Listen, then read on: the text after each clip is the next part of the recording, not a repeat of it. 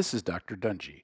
Thank you for taking a few minutes to watch my video about knee replacement and the frequently asked questions I get about the surgical procedure. How long will I be on pain medication? Each person is different. According to a study conducted in my practice, 1 in 7 patients do not take any pain medication following surgery. Still, most patients stop using prescription pain medication 2 to 3 weeks following surgery. What position can I sleep in after surgery? You can sleep in any position that makes you feel comfortable, whether that be your back, either side, or stomach. When will I be able to return to work? Most people with a desk job require 2 to 3 weeks off work. Patients with more physically demanding jobs may need as long as 3 months away from work. How long until I can drive? Independence is important, and so is safety. You will determine when you can safely return to driving. Studies have shown that most patients can drive approximately 2 to 3 weeks following knee replacement surgery.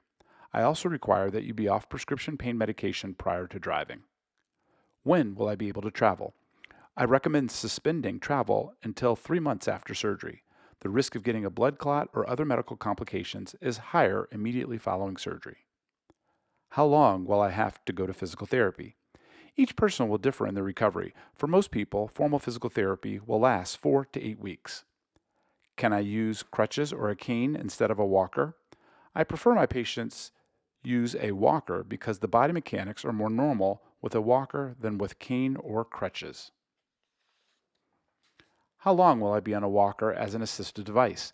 Approximately half of my patients come to their 2-week postoperative visit without a walker. Those still using a walker tend to wean off within 3 to 6 weeks after surgery. Will I get a continuous passive motion machine and an ice machine? I do not use CPM machines because they keep you in bed, which increases your risk of blood clots and contribute to your deconditioning. I need you to be up and moving around to quicken your recovery. Ice machines reduce swelling, which aids in early joint mobility and pain reduction. If you can afford it, feel free to purchase one. These tend to range from $150 to $200 with online vendors such as Amazon. What about range of motion of my knee? Will I be able to bend my knee and bring my heel back to my butt like I did when I was a teenager? No. The motion you have today, straightening and bending, is called your preoperative range of motion. This is what you should expect it to be after surgery. Remember, your knee is not just the bones inside, but it is also the ligaments, muscles, and tendons around it that have become stiff and tight over the years. So again, the best predictor of how well you will bend your knee after surgery is how well you bend it before surgery. Does a warm knee after surgery mean I have an infection? Studies have shown that your knee will remain warm to touch for up to 6 months after surgery. This is part of the normal healing process. However, contact me immediately if you develop redness, draining, or increased pain after surgery. How long until I can swim? Your wound should not be submerged underwater for at least 3 weeks following surgery. However, you can get your wound wet in the shower with soap and water the day after surgery. What are the expectations regarding healing? Within the first month or two after surgery, most people feel relatively pain-free. However, it takes approximately 10 to 12 months to fully heal from the injury caused by surgery. Your soft tissues heal at a rate of approximately 10% per month. Will the hospital or the ambulatory surgery center provide me with a front wheel walker? Yes. When will I be discharged from the surgical facility? If hospitalization is required for your surgery, you will most likely go home the next morning. If your surgery is at the ambulatory surgery center, you will most likely go home 1 to 2 hours after surgery. Will Dr. Dungy see me after surgery while I'm in the hospital? Typically, no. I have arranged for several medical professionals to care for you while in the hospital.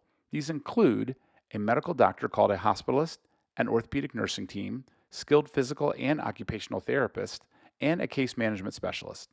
If an orthopedic issue arises, I will be notified by the hospital team. Which medications do I need to stop prior to surgery? If you decide to proceed with surgery, then during your preoperative appointment, which is typically 2 weeks prior to your surgery date, we will review your current list of medications and provide advice regarding which medications to stop prior to surgery. How do you prevent blood clots after surgery? Medication to prevent blood clots after surgery is required for all patients. I typically recommend aspirin 81 milligrams twice daily for 35 days after surgery. This is only if you do not have an allergy to aspirin and do not have a history of blood clots. If you have a history of blood clots or are already on blood thinner medication, specific dosing recommendations will be tailored to you during a future preoperative appointment. I also require the use of sequential compression devices, abbreviated SCDs, to keep the blood flowing in your legs for 35 days after surgery. What about anti-inflammatory medications? I highly recommend using over-the-counter anti-inflammatory medications after surgery because they reduce swelling and decrease pain, whereas narcotic pain medication can cause mental confusion, constipation, and even addiction. Anti-inflammatories do have a slight risk for an upset stomach or stomach bleeding, such as an ulcer formation. Long-term anti-inflammatory use has been associated with kidney and heart issues. If you have a history of ulcers, gastrointestinal issues, renal disease, or an allergy to an anti-inflammatory, you should not take these medications after surgery. What about narcotic usage for pain control after surgery? Recovery can be challenging and physical therapy can be intense. I want to provide you with adequate pain control after surgery and will prescribe narcotic pain pills for after surgery. However, I caution about the potential for long-term addiction and the risk of suffering from the side effects like constipation. Try your best to only use the pain medication when you need them, not around the clock on a specific schedule. Is clicking normal in my new knee? Yes, your new knee replacement is made of metal and a medical-grade plastic. These pieces will sometimes make noise when moving your new knee, which is different than a healthy, non-arthritic knee, which is made of soft, cushioning, quiet cartilage. How big will the incision be? The incision is directly related to the size of your pants or your dress. If you are a bigger person, a bigger incision will be needed to perform the surgery.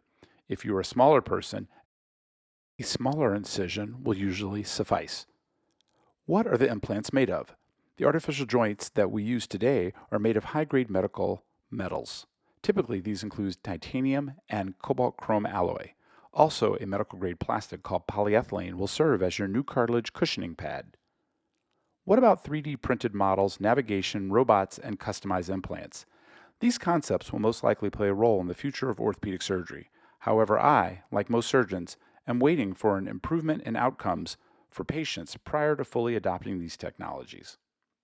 How is a Dr. Dungy knee different than the Jiffy knee? Both attempt to perform a less traumatic knee surgery. Both refer to techniques to perform knee surgery safely. Neither technique uses a special implant.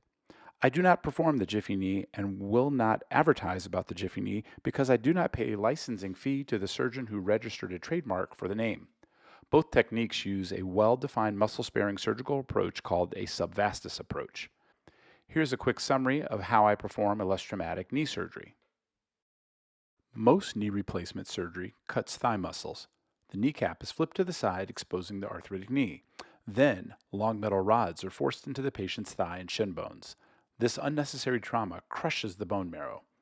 Robotic surgery requiring a preoperative MRI or CT scan, which can be an out-of-pocket expense to the patient, eliminated the use of metal rods, but unfortunately introduced new trauma by requiring either longer or extra incisions and drill holes into the normal, healthy bone. These drill holes have been associated with unexpected infections and even broken bones. However, I invented and patented the peer-reviewed missing link device instrumentation and use this during your surgery, putting you first by doing the least amount of harm possible. By combining a muscle-sparing approach and a bone marrow-preserving missing link device technology, a less traumatic knee replacement procedure is achieved. Less traumatic surgery means less blood loss, less pain, and possibly a quicker recovery.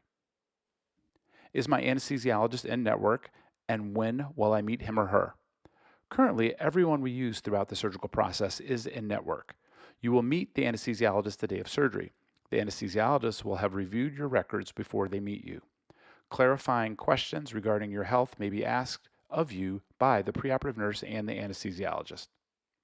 Will the bow in my leg be corrected? I realign your leg back to its pre-arthritic position. For most patients, this means the return of a straight leg. However, some of us are slightly knock-kneed, while others are slightly bow-legged. If your goal is a straight leg, please discuss this with me prior to surgery. My friend had a knee surgery and told me that I'll have a numb spot over the front of my knee. Is this true? Yes. A superficial sensory nerve gets cut with any incisions around the front of the knee, leaving a numb spot about the size of your palm.